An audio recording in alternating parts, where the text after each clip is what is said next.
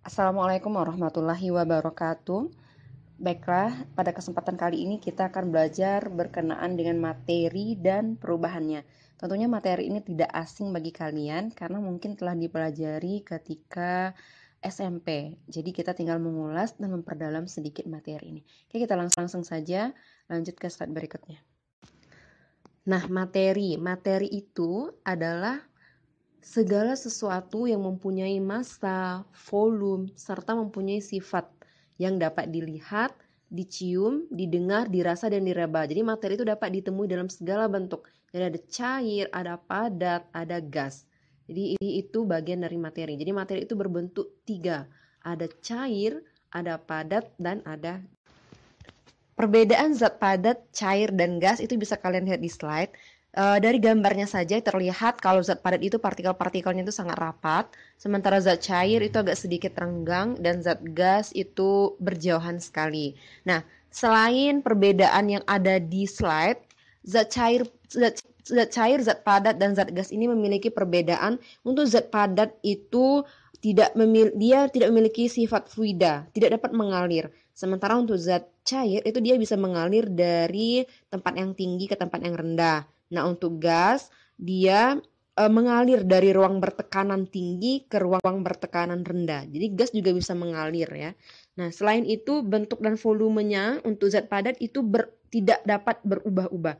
Jadi tetap bagaimanapun dipindahkan kemanapun bentuknya akan tetap seperti itu. Sementara zat cair itu ketika kita pindahkan dia akan berubah sesuai dengan wadah atau tempatnya. Nah, untuk gas itu dia dapat berubah, bentuknya bisa berubah dan volumenya pun bisa berubah seperti itu. Nah, kalau zat cair dia bisa berubah bentuknya tapi volumenya tidak berubah.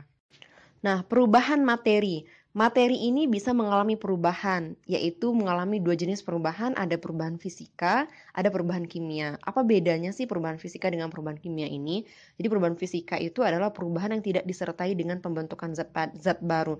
Jadi dia berubah materinya, tapi dia tidak membentuk zat barunya, tapi dia tidak membentuk zat baru. Sementara untuk perubahan kimia, dia perubahan yang disertai dengan pembentukan zat baru. Kita lihat bedanya. Kalau di fisika dia mengalami perubahan wujud. Misalnya dari padat menjadi cair, dari cair menjadi padat, dari gas menjadi cair. Itu bisa kalian lihat di slide. Padat menjadi cair itu disebut apa? Nah, ini materi tidak asing ya, sudah pernah dipelajari di SMP. Nah, yang harus kalian ketahui dan cari tahu nanti mana dari perubahan-perubahan itu yang membutuhkan kalor atau yang melepaskan kalor. Misal, contoh, dari padat berubah menjadi cair, ya ini peristiwa cair, ya. Nah, dia memerlukan kalor, mencair ini, atau dia menyerap kalor. Nah, apa itu kalor? Kalor itu adalah energi panas. Jadi kalau ketika padat menjadi cair, mencair, itu dia menyerap panas atau dia melepaskan panas. Tentunya dia menyerap panas atau menerima kalor agar bisa mencair. Nah, kalau dari cair ke padat, artinya dia membeku. Membeku ini prosesnya menerima kalor atau melepaskan kalor. Tentunya melepaskan kalor. Jadi dia harus melepaskan panas, harus dingin supaya bisa menjadi padat. Nah, nanti anak-anak kalian analisis kalau membeku itu menyerap kalor atau melepaskan kalor. Kalau menyublim melepas kalor atau menyerap kalor. Kalian bisa analisis sendiri. Di mana kalor itu adalah energi panas. Nah, jadi dalam perubahan ini dia tidak mengalami perubahan bentuk ya. Atau bukan perubahan bentuk tapi tidak mengalami zat baru, pembentukan zat baru. Beda dengan perubahan kimia, contohnya pembakaran bahan bakar.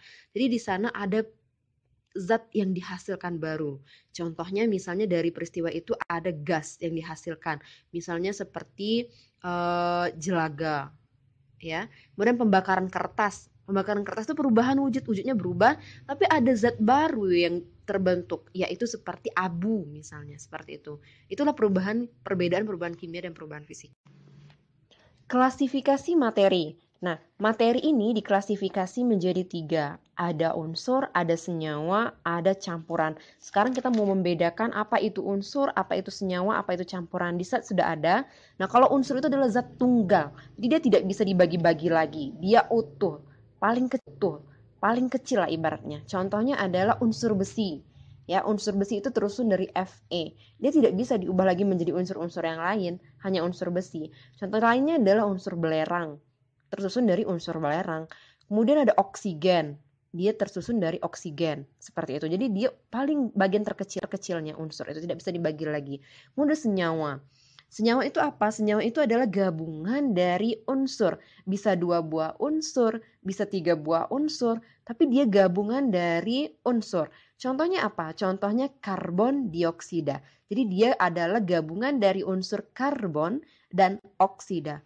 Atau gas oksigen. Dia adalah gabungan dari unsur oksigen dan unsur oksigen. Jadi ada gas oksigen itu O2, jadi ada gabungan antara O dengan O. Atau contoh lainnya adalah air. Air itu rumus kimianya adalah H2O. Jadi dia gabungan unsur dengan unsur oksigen, itu senyawa. Dan dia bisa diuraikan kembali melalui proses kimia yang sederhana. Contoh lainnya juga ada garam dan lain-lain. Kemudian campuran. Campuran itu adalah materi yang tersusun dari senyawa. Kalau senyawa itu tersusun dari unsur, kalau campuran itu tersusun dari senyawa. Jadi campuran itu tersusun dari senyawa. Contohnya apa? Contohnya adalah air laut yang bercampur dengan garam, misal.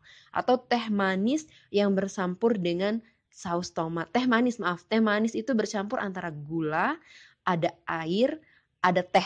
Jadi dia campuran dari bermacam-macam senyawa, ya. Gula itu senyawa. Air juga senyawa tadi kan contohnya. Jadi dia bergabung. Nah, campuran ini sendiri dibedakan menjadi 2. Ada homogen, ada heterogen. Nah, homo itu adalah sama. Jadi penyusun materi-materinya sama.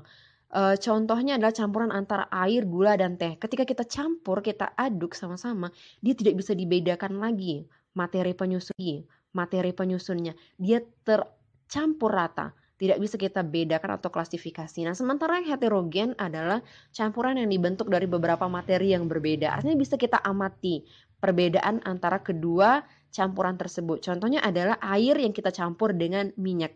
Air itu adalah senyawa, minyak juga adalah senyawa. Jadi gabungan 2 senyawa itu membentuk campuran heterogen karena bisa diamati perbedaannya. Contoh lainnya apa? Contoh lainnya adalah batu, kerikil, atau kita masukkan ke dalam air, kan kita campurkan. Nah, dia bisa teramati perbedaannya. Tapi kalau sudah ngeblend satu, tidak bisa diamati lagi campuran homogen. Nah, bagaimana campuran-campuran ini bisa dipisahkan? Ternyata campuran ini setelah kita campurkan, dia masih bisa dipisahkan. Ada beberapa jenis atau metode pemisahan campuran. Nanti untuk videonya kalian bisa cari di Google ya. Cari aja misalnya sublimasi. Cari videonya seperti apa sublimasi ini, proses pemisahan zat-zatnya. Jadi untuk pemisahan zat padat dari padatan itu ada 3. Melalui sublimasi, pengayakan, pemisahan dari bijinya. Sublimasi itu adalah peristiwa yang melibatkan perubahan wujud zat padat menjadi gas. Seperti kamper.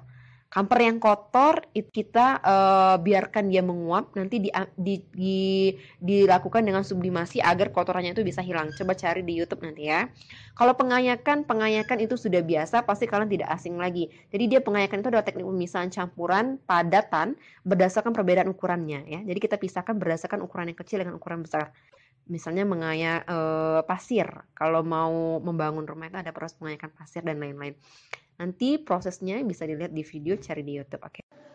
Pemisahan campuran. Nah, yang pertama adalah pemisahan zat padat dari padatan.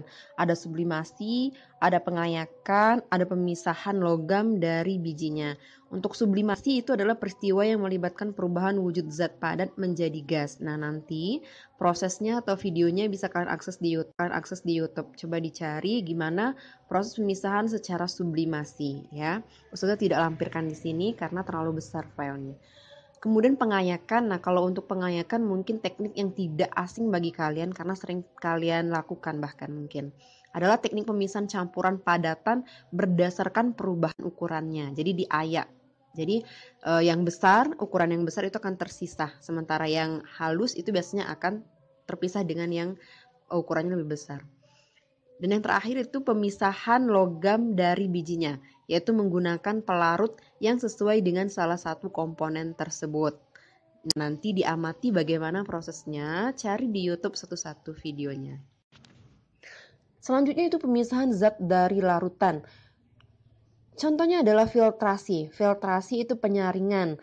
Contohnya memisahkan antara teh dengan serbuk tehnya. Itu bisa kita lakukan filtrasi. Nah, biasanya filtrasi ini menggunakan kertas saring. Juga bisa videonya dilihat di YouTube ya.